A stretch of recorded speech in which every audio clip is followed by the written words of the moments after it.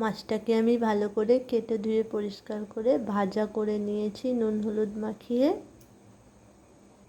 এদিকে আমি কড়াইতে মাছ ভাজার তেলেই আলুটাকেও ভেজে তুলব। আলু দিয়ে বানাবো মাছটা। আঁচটা এই সময় ধিমে থাকবে।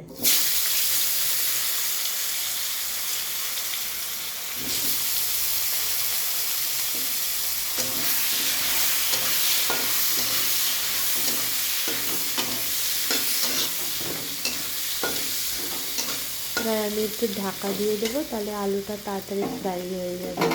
আলুটা একটু ভাজবো হালকা, খুব একটা না।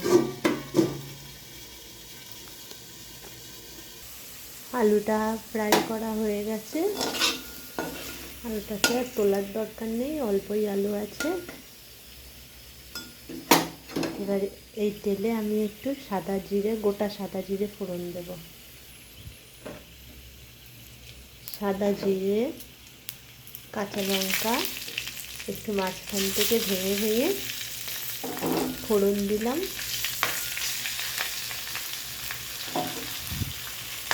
আর গোটা গরম মশলা ফোড়নে আমি দিয়ে দিলাম।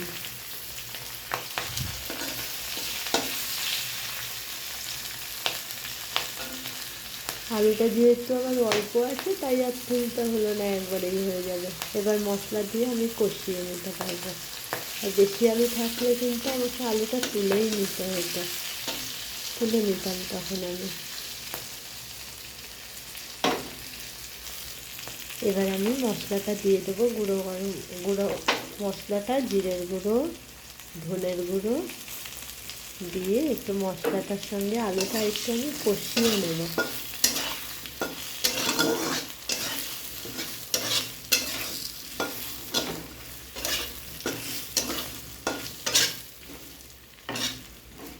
এবার আমি জল দেব। পরিমাণ মতন। আমার আলুটা যাতে সিদ্ধ হয়ে যাবে, মাছের ঝোলটাও জাল হবে।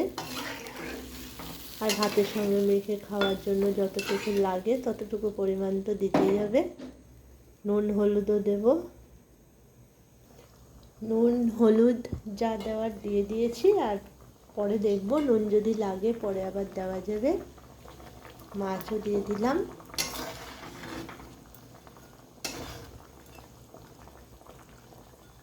এবার আমি এটা ঢাকা দিয়ে দেবো আলুটা সেদ্ধ হওয়ার জন্য।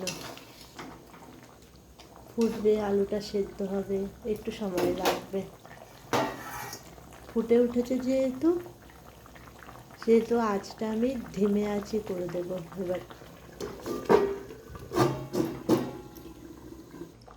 মাছের ঝোল আমার ফুটে উঠে কমপ্লিটও হয়ে গেছে, আলুও সেদ্ধ হয়ে গেছে। আমি দেখে নিয়েছি, ঝাল নুনও ঠিক আছে।